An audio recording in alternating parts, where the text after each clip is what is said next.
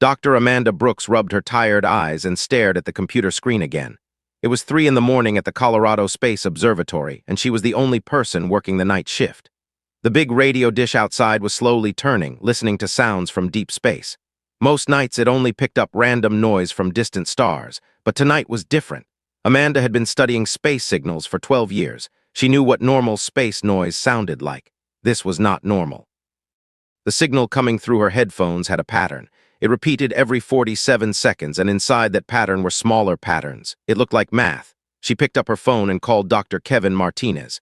Kevin was her partner in the research team, and he lived only 20 minutes away from the observatory. "Kevin, you need to come in right now," Amanda said when he answered. "Amanda, it's 3 in the morning. Can't this wait until tomorrow?" "No, it can't wait. I found something." Something big. Kevin arrived 30 minutes later with coffee and a confused look on his face. Amanda showed him the signal on her computer screen. The waves went up and down in perfect patterns like a song written in numbers. "This has to be a mistake," Kevin said. "Maybe our equipment is broken." "That's what I thought too," Amanda replied, "but I checked everything twice. The signal is real and it's coming from space." They spent the next 4 hours testing their equipment. Every test showed the same thing. The signal was real, and it was coming from a star system 47 light-years away. That meant the signal had traveled through space for 47 years before reaching Earth. When the sun came up, Amanda and Kevin were still working. They had printed out pages and pages of the signal patterns. The numbers were incredibly complex, but they followed rules. Mathematical rules that any smart species in the universe would understand. "Amanda, I think this signal was made by aliens," Kevin said quietly. Amanda nodded. She had been thinking the same thing for hours, but hearing Kevin say it out loud made it feel real and scary. Over the next 2 weeks, Amanda and Kevin worked every day to understand the signal better. They discovered that it contained huge amounts of information. There were diagrams drawn in mathematical language. There were lists of numbers that looked like scientific formulas. There were even what looked like instruction manuals. "This isn't just a hello message from aliens," Amanda told Kevin one evening. "This is like a textbook. They're teaching someone how to build something." Kevin was looking at a section of the signal that repeated many times. "Amanda, look at this part. These numbers keep showing up over and over. I think they might be warnings." Amanda studied the repeating section. Kevin was right. Hidden in the complex mathematical patterns were simple concepts that repeated like a drumbeat. "Danger, stop, authorized only, do not proceed." "Oh no," Amanda whispered. "Kevin, I don't think this signal was meant for us." Before Kevin could answer, their laboratory door opened. A woman in a dark suit walked in, followed by 2 men who looked like security guards.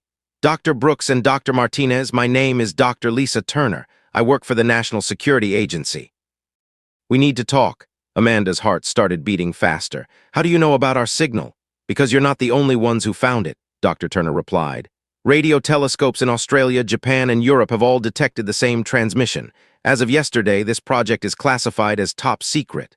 Dr. Turner sat down at their table and opened a laptop computer. "What I'm about to tell you cannot leave this room. The signal you discovered is one of the most important finds in human history. It's also potentially one of the most dangerous." She showed them images from other observatories around the world. Each one had detected the same signal coming from the same location in space. "We've been studying this transmission for 3 weeks," Dr. Turner continued. "We've brought together the best minds from around the world. Mathematicians, engineers, computer programmers, and language experts. What we've learned is both exciting and terrifying." Kevin leaned forward. "What have you learned?" "The signal contains blueprints, instructions for building advanced technology that's hundreds or maybe thousands of years ahead of anything humans have ever created." Amanda felt her stomach tight. "But the warnings we found." "Yes, the warnings," Dr. Turner said grimly. "Our language experts have been working on those. The message is clear. This transmission is meant for a specific species, a species that has permission to receive it. Any species that accesses this information without permission will face immediate and complete destruction." The room became very quiet. Amanda could hear her own heartbeat. "Dr. Brooks, Dr. Martinez, you've already read this signal. You've already decoded parts of it. According to the alien warnings, that makes Earth a target for destruction." Kevin stood up quickly. "Are you saying we're all going to die because we listened to a radio signal from space?" "We don't know," Dr. Turner admitted, "but we need to understand everything about this transmission. We need to know what we're dealing with. That's why we need you to join our team." Amanda looked at the pages of signal patterns scattered across their table. 2 weeks ago, she had been excited to discover what she thought was the first message from aliens. Now she realized they might have stumbled into something much more dangerous. "What happens if we say no?" Amanda asked. Dr. Turner closed her laptop. "This isn't really a request, Dr. Brooks. This is a matter of national security. Actually, it's a matter of planetary security. Tomorrow morning, you'll both be relocated to a secure facility in Nevada. There, you'll work with the best scientific minds on Earth to figure out what we should do next." Amanda looked out the window at the big radio dish that had detected the signal. In just 2 weeks, that discovery had changed everything. Humans were no longer alone in the universe, but they had also learned they were not welcome in the cosmic conversation. The signal wasn't meant for humans, but they had chosen to listen anyway. Now they would have to live with the consequences of that choice. The Nevada facility looked nothing like Amanda had expected. From the outside, it seemed like a simple office building in the middle of the desert. But once she and Kevin passed through the security checks, they discovered a massive underground complex filled with computers, laboratories, and dozens of scientists from around the world. Dr. Turner led them through long hallways lined with white walls and bright lights. "Welcome to Project Deep Listen," she said. "This is where we'll figure out what that alien signal really means." Their first stop was a conference room where 20 people sat around a large table covered with papers, computers, and coffee cups. Dr. Turner introduced Amanda and Kevin to the team. "This is Dr. Ryan Davis," she said, pointing to a thin man with gray hair. "He used to teach at MIT. Now he studies alien languages, even though we never had any alien languages to study before." Dr. Davis smiled and shook their hands. "I've been looking at your original discovery for 2 weeks now. You did excellent work decoding the mathematical sections." Next, Dr. Turner introduced them to Dr. Patricia Miller, a woman in her 50s who studied physics. "Patricia has been working on the technical blueprints hidden in the signal," Dr. Turner explained. Dr. Miller looked tired but excited. "Amanda, Kevin, what you found isn't just a message. It's an instruction manual for building something incredible. Something that could change human civilization forever." Over the next few hours, the team explained what they had learned. The alien signal contained complete blueprints for a machine that could send messages instantly across the galaxy. No matter how far apart two planets were, they could talk to each other immediately using this technology. "Think about it," Dr. Davis said. "Right now, if we wanted to send a message to the nearest star, it would take over 4 years to get there. With this alien technology, the message would arrive instantly." Kevin whistled softly. "That's incredible, but why would aliens just broadcast the instructions for building such an amazing machine?" Dr. Patricia Miller pulled up a chart on her computer. "That's where things get complicated. We think this signal is part of a galactic communication network, like a telephone system that connects different planets across the galaxy." Amanda studied the chart. It showed lines connecting dozens of star systems. "So there are lots of alien species already using this technology." "We think so," Dr. Miller replied. "But here's the problem. You don't just get to join this network. You have to earn the right to use it." Dr. Turner opened a thick folder filled with printed pages. "Our language experts have been working day and night to decode the warning messages in the signal. What we've learned is frightening." She spread several pages across the table. Each page showed the same warning message translated into different human languages. "The message is clear," Dr. Turner continued. "This transmission is meant for a species called the Jekari. They have permission to build this technology and join the Galactic network. Any other species that tries to use these blueprints will be destroyed." The room became very quiet. Amanda felt her hands shake slightly as she picked up one of the translated pages. "But we've already read the signal," Kevin said. "We've already decoded parts of it. Does that mean we're already in trouble?" Before anyone could answer, Dr. Carlos Rivera raised his hand. He was a computer expert who had been studying the signal's hidden data. "I found something else," Carlos said nervously. "Something that makes our situation much worse." He connected his laptop to the room's big screen. Lines of computer code appeared on the wall. "Hidden inside the signal is a small program," Carlos explained. "It's designed to activate when someone tries to decode the blueprints. When it activates, it sends a message back to whoever sent the original signal." Dr. Davis leaned forward. "What kind of message?" "A location beacon," Carlos replied. "It tells the aliens exactly where the unauthorized access came from. It gives them our planet's exact position in the galaxy." Amanda felt sick to her stomach. "Are you saying that the aliens already know about Earth?" Carlos nodded slowly. "The beacon activated 3 days ago. According to my analysis, a signal was automatically sent back to the source star system. The aliens now know that someone on Earth has been reading their restricted transmission." Dr. Turner stood up and walked to the window. Outside, the Nevada desert stretched for miles under the hot sun. "This changes everything. We're not just dealing with the possibility of alien contact anymore. We're dealing with the certainty of it. Dr. Alina Foster, an expert who studied right and wrong in difficult situations, spoke up for the first time. We need to decide what to do next. We have 3 choices, and none of them are good. She counted on her fingers. First, we can destroy all evidence of the signal and hope the aliens don't bother with us. Second, we can secretly build the communication device and try to hide what we're doing. Third, we can openly admit what we've done and face whatever consequences the aliens decide to give us. Kevin shook his head. The first option won't work. Carlos just said the beacon already activated. The aliens know about us. The second option is risky too, Dr. Miller added. If we try to build their technology in secret and they find out, they might think we're planning to attack them. Amanda looked around the room at all the worried faces. What about the third option? What if we just tell them the truth? Dr. Rivera laughed bitterly. Tell them the truth, that we accidentally intercepted their private message and couldn't resist reading it, that we're sorry for breaking their rules? Why not? Amanda asked. Maybe honesty is better than trying to hide or lie. Dr. Davis was studying the original signal data on his computer. There's something else we need to consider. This signal has been broadcasting for over 800 years. That means somewhere in the galaxy, there's a civilization that has been maintaining this transmission system for centuries. The implications of that statement hit everyone at the same time. They weren't just dealing with aliens who were more advanced than humans. They were dealing with a civilization that had been stable and powerful for longer than human civilization had existed. Dr. Turner returned to the table. Whatever we decide, we need to decide quickly. Our radio telescopes are still listening to the signal every day. We're learning more about their technology, but we're also getting deeper into trouble. Amanda looked at the pages of alien blueprints scattered across the table. Just 2 weeks ago, she had been excited to discover what she thought was the first evidence of alien life. Now she realized that humans had stumbled into something much bigger and more dangerous than anyone had imagined. The signal wasn't meant for humans, but they had chosen to respond by studying it anyway. Now they had to choose how to respond to the consequences of that decision. The choice they made would determine the future of every person on Earth. For 3 weeks, the team at the Nevada facility argued about what to do. Dr. Turner wanted to keep everything secret and build the alien communication device in hiding. Colonel Jack Harrison, the military leader who had joined the project, wanted to build weapons using the alien technology. Dr. Davis thought they should study the signal more before making any decisions, but Amanda Brooks had made up her mind. On a Tuesday morning in October, she walked into the facility's main laboratory and sat down at the computer that controlled the radio telescope back in Colorado. Her hands shook as she typed commands into the system. Kevin found her there 20 minutes later. "Amanda, what are you doing?" "I'm sending a message back to them," Amanda said without looking away from the screen. Kevin's eyes went wide. "Amanda, no, Dr. Turner gave specific orders. We're not supposed to send anything until the team decides what to do." "The team has been arguing for 3 weeks," Amanda replied.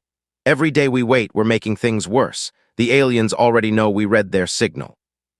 The longer we stay quiet, the more guilty we look." Amanda had spent hours writing her message. She wanted it to be simple and honest. She typed the final words and then read the entire message out loud to Kevin. "We received your transmission. We understand we were not the intended recipients. We accept full responsibility for our unauthorized access. We are willing to face the consequences of our actions." Kevin sat down heavily in a chair. "Amanda, you could start a war. You could get every person on Earth killed. Or I could save everyone," Amanda said. "Kevin, think about it. What would you do if someone accidentally read your private message and then spent weeks trying to hide it from you? You'd be angry. But what if they immediately apologized and took responsibility? You might forgive them." Before Kevin could argue more, Amanda pressed the send button. The message traveled from the computer to the radio dish in Colorado and then out into space toward the star system 47 light-years away. "It's done," Amanda said quietly. Within an hour, alarms were going off throughout the facility. Dr. Turner burst into the laboratory with Colonel Harrison and 4 security guards. "Dr. Brooks, what have you done?" Dr. Turner shouted. "I sent them an honest message," Amanda replied calmly. "I told them we're sorry for reading their signal and we're ready to accept whatever happens next." Colonel Harrison stepped forward. "Dr. Brooks, you have just committed treason against the United States and possibly against the entire human race. You had no authority to make that decision." "Someone had to make a decision," Amanda said. "We've been sitting here for weeks, afraid to do anything. Meanwhile, the aliens are probably getting more suspicious every day." Dr. Turner was reading Amanda's message on the computer screen. This could be a disaster. We don't know how they'll react to this. But Dr. Davis was looking thoughtful. Actually, Amanda might be right. From what we've learned about their culture through the signal, they seem to value honesty and following rules. Maybe admitting our mistake is better than trying to hide it. Colonel Harrison ordered Amanda to be arrested, but Dr. Turner stopped him. Wait, what's done is done. Now we need to prepare for their response. The facility became a place of constant tension. Some people supported Amanda's decision, while others thought she had doomed humanity. Dr. Rivera and Dr. Foster worked secretly in a basement laboratory, trying to build the alien communication device. They thought it might be their only way to negotiate if the aliens decided to attack Earth. Dr. Miller and Kevin worked on a different project. They tried to understand alien technology well enough to build defenses. It was hopeless work. The alien science was so far ahead of human knowledge that they felt like children trying to understand college mathematics. Days turned into weeks. Every morning, Amanda checked the radio telescope data, looking for a response to her message. Every morning, there was nothing but the same repeating signal they had discovered months ago. Then, 3 months after Amanda sent her message, everything changed. Dr. Martinez was working the night shift when the new signal arrived. It was completely different from the original transmission. This one was clearly meant for humans because it was transmitted in perfect English. Kevin called Amanda immediately. They answered. Amanda, they answered your message. Amanda ran to the laboratory in her pajamas and slippers. On the computer screen was a message that made her blood turn cold. Species designation, human. Classification, unauthorized access to Galactic Communication Protocol 7. Scheduled for evaluation, compliance mandatory. The message included coordinates in Earth's solar system and a date 3 months in the future. The aliens were coming to Earth. Dr. Turner called an emergency meeting. The entire team gathered in the conference room at 4 in the morning, drinking coffee and staring at the alien response. Well, we got what we wanted, Colonel Harrison said grimly. We have official contact with aliens. The question now is whether they're coming here to talk or to destroy us. Dr. Nancy Coleman, a scientist who studied alien life forms, had been brought to the facility just 2 weeks earlier. She raised her hand nervously. I've been thinking about their response time, she said. Amanda sent her message 3 months ago. They just replied. That means their message took 3 months to travel from their star system to Earth. Kevin nodded. Right. Just like our message took 3 months to reach them. But that's impossible, Dr. Coleman continued. According to their message, they already scheduled us for evaluation. That means they made their decision and started traveling toward Earth before they even received Amanda's message. The room became very quiet as everyone understood what Dr. Coleman was saying. They were already coming, Amanda whispered. They decided to visit Earth as soon as their beacon told them someone had accessed the signal. Dr. Davis was reading the alien message again. This changes everything. Amanda's message didn't cause them to come here. They were already planning to come, but her message might have changed why they're coming. What do you mean? Dr. Turner asked. Look at the language they used, Dr. Davis explained. They called it an evaluation, not an execution. They said compliance is mandatory, not destruction is certain. Amanda's honest message might have convinced them to give us a chance instead of just destroying us immediately. Colonel Harrison stood up and walked to the window. So instead of facing immediate destruction, we're facing an alien evaluation. I'm not sure that's better. Amanda looked at the message on the screen. In 3 months, representatives of an alien civilization would arrive at Earth. They would judge humanity and decide whether humans deserve to exist or should be eliminated for breaking galactic law. The signal wasn't meant for humans, but they had chosen to respond with honesty. Now they would learn whether that choice would save them or destroy them. The evaluation was coming, and there was nothing they could do to stop it. 6 months after Amanda sent her message, the aliens arrived. The ship appeared without warning on a Wednesday morning. One moment, Earth's telescopes showed normal empty space. The next moment, there was a massive object hanging in the sky just outside Earth's atmosphere. Amanda was in the Nevada facility's cafeteria eating breakfast when every alarm in the building started screaming. Dr. Turner's voice came over the speakers, barely hiding her panic. All personnel report to stations immediately. This is not a drill. The aliens have arrived. Amanda ran to the main control room with dozens of other scientists. The wall screens showed images from telescopes around the world, all pointing at the same incredible sight. The alien ship was enormous. It looked like a small moon, but it was made of smooth metal that seemed to bend light around itself. The ship had no visible engines, no windows, no anything that looked familiar to human eyes. It simply hung in space like it belonged there. Colonel Harrison was shouting orders into his radio. All military units to high alert. Prepare defensive positions around major population centers. Dr. Miller laughed bitterly from her workstation. Defensive positions? Jack, look at that thing. Our most powerful weapons would be like throwing rocks at a tank. Commander Helen Stevens had arrived from the Pentagon the week before. She was supposed to coordinate Earth's military response if the aliens proved hostile. Now she stood quietly, watching the impossible ship on the screens. How big is it? Amanda asked. Dr. Rivera was typing rapidly on his computer, trying to calculate the ship's size. Based on the telescopic data, it's approximately 800 miles across. That's bigger than the state of Texas. Kevin whistled softly. How do you even build something that big? Before anyone could answer, every communication device in the room started receiving the same signal. Radios, televisions, computers, and even cell phones all displayed the same message in perfect English.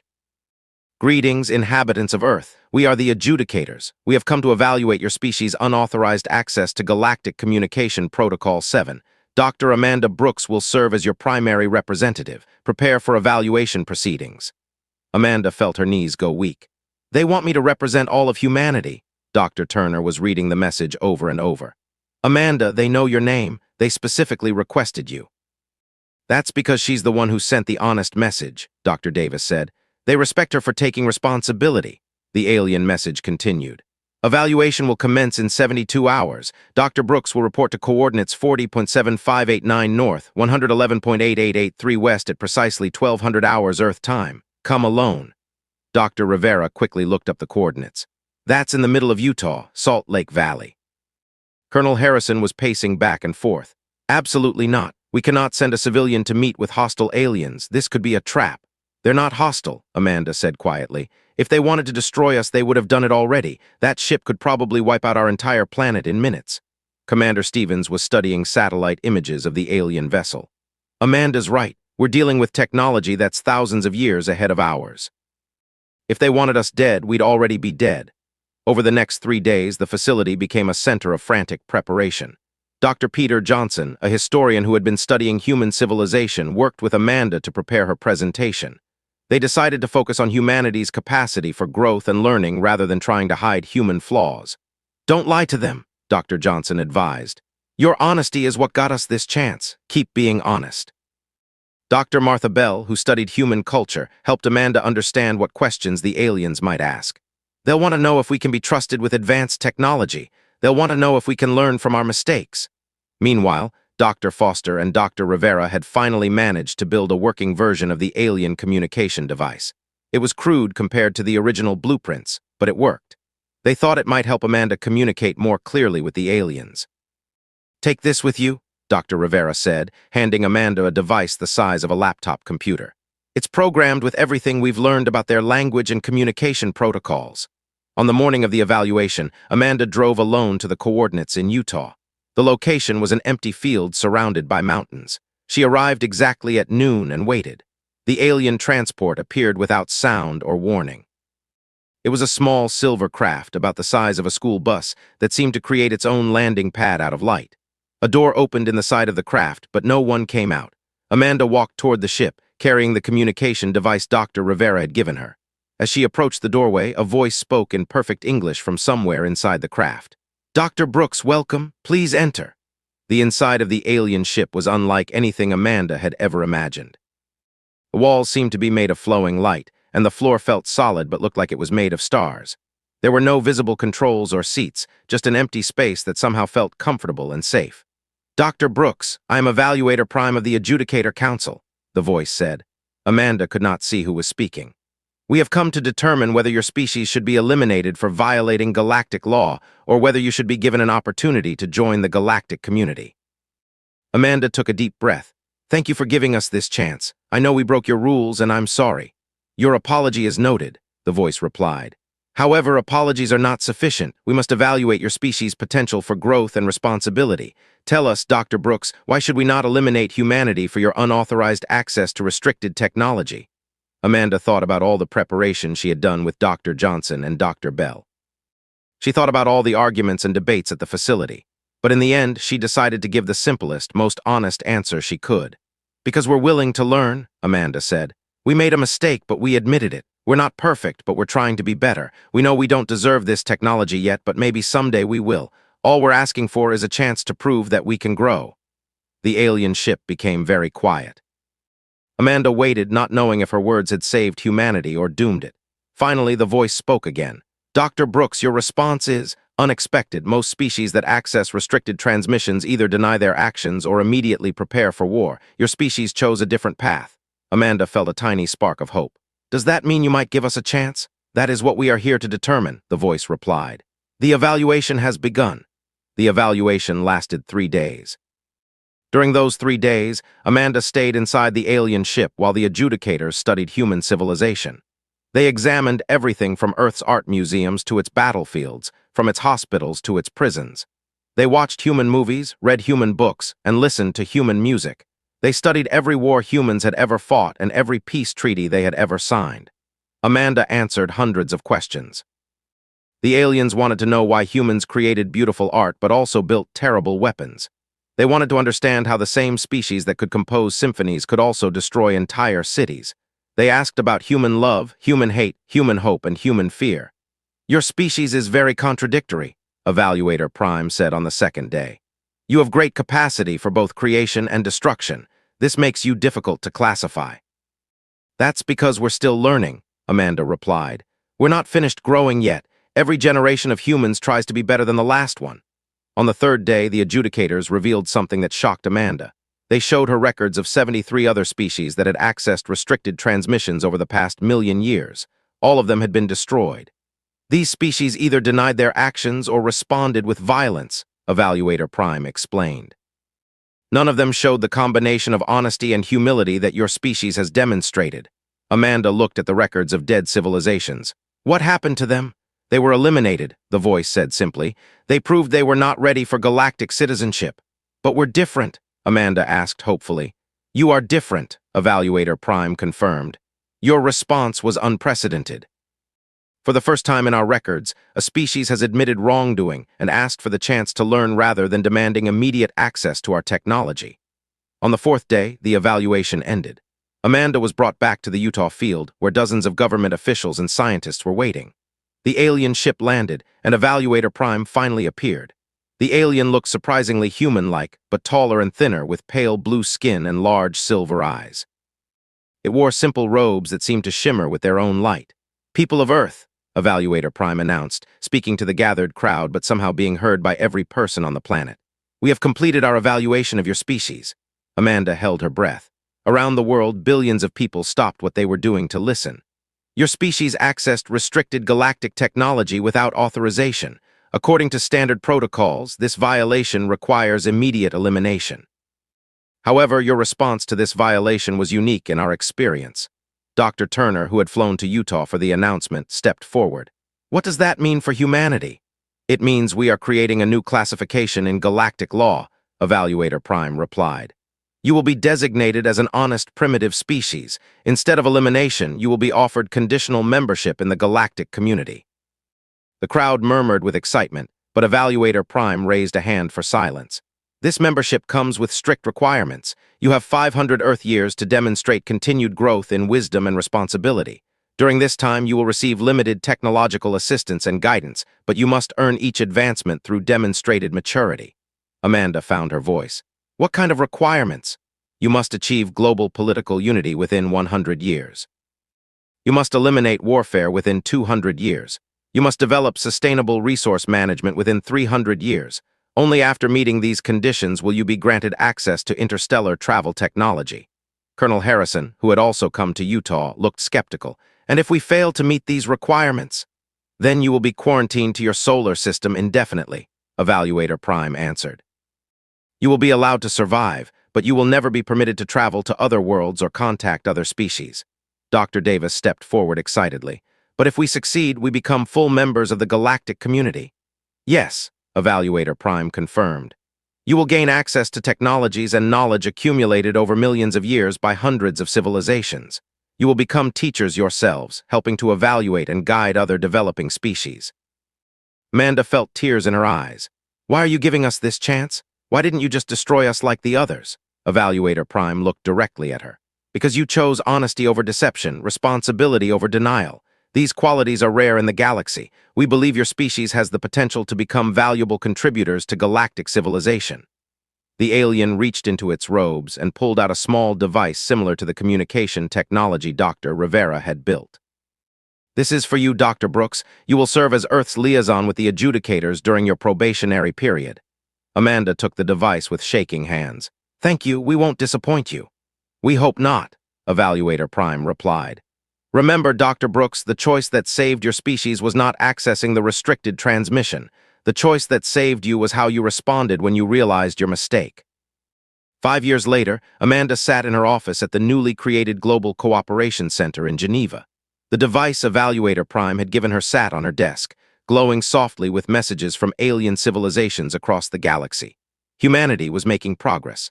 The threat of alien evaluation had forced countries to work together in ways they never had before. Wars were becoming rare. Environmental protection was now the top priority of every government on Earth. Dr. Caroline Price, Amanda's former student, knocked on the office door. "Amanda, we just received a new message from the adjudicators." Amanda activated the alien device. The message was short but amazing. "Dr. Brooks, our historical records indicate that we ourselves were once honest primitives. 1 million years ago, our species accessed a restricted transmission from an even older civilization. Like you, we chose honesty over deception. This began our journey toward becoming adjudicators ourselves. The cycle continues. Evaluation systems are educational systems designed to identify species worthy of growth. Your species has been identified. Use this opportunity wisely." Amanda smiled as she read the message. Humanity had stumbled onto a signal they weren't supposed to find, but their response had opened a door to a future among the stars. The signal wasn't meant for humans, but they had chosen to respond with honesty and responsibility. That choice had saved not just their lives, but their future. Now it was up to humanity to prove they deserved the chance they had been given. In classrooms around the world, children were learning about the day humanity joined the galaxy. They were learning that sometimes the most important choice isn't whether you make a mistake, but how you respond when you realize you've made one. The signal had changed everything, and the best was yet to come.